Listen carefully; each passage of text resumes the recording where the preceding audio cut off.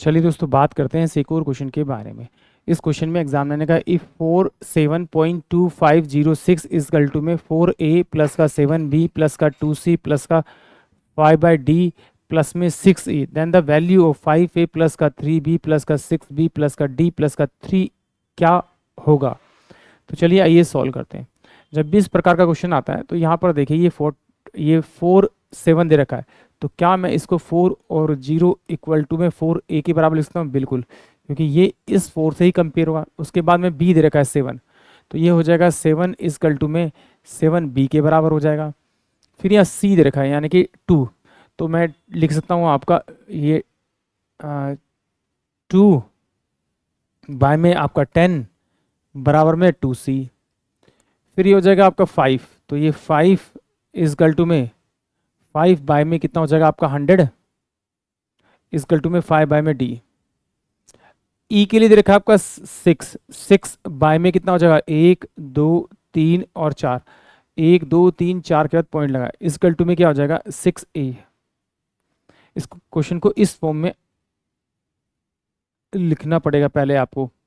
फिर देखिए इस 4 से तो ये 4 चल जाएगा, इस 7 से 7 चल जाएगा, इस 2 से 2 चल जाएगा, इस 5 से 5 चल जाएगा, इस 6 से 6 चल जाएगा। यानी कि यहाँ पर जो a की जो वैल्यू आएगी वो आएगी मेरे पास में आपका 10, b की जो वैल्यू आएगी वो मेरे पास 1, और c की जो वैल्यू आएगी मेरे पास में वो 1 बाय में आपका 10, और जो d की वैल्यू आएगी वो आपकी हो जाएगी आपकी 100, क्योंकि क्रॉस मल्टीप्लाई करेंगे तो 100 हो जाएगा।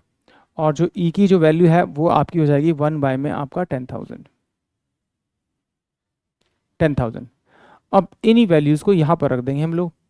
a की वैल्यू मेरे पास 10 है तो मैं डायरेक्ट इसको लिखता हूँ आपका 50, b की वैल्यू 1 है तो प्लस का मैं यहाँ 3 लिखता हूँ, c की वैल्यू मेरे पास कितनी है आपकी 10 है, तो मैं इसे लिखता हूँ आपका 10 है तो ये आपका 0.6। यहाँ पर फिर मेरे पास में क्या है आपका 100, तो d की वैल्यू प्लस में ये 100 हो जाएगा आपका। e की वैल्यू मेरे पास में कितनी है 3, तो मैं इसे लिखता हूँ प्लस का 0.1 2 3 और 4, ये मैं लिख सकता हूँ। इसको जोड़ लेता हूँ, ये 100 प्लस का 150 153, यानी 153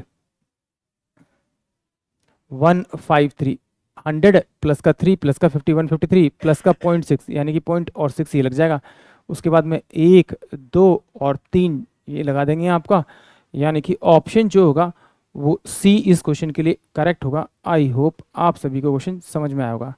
अगर नहीं समझ में आया तो प्लीज़ इसको रिमाइंड करके चेक कर लीजिए, क्योंकि इस क्वेश्चन में कुछ है नहीं।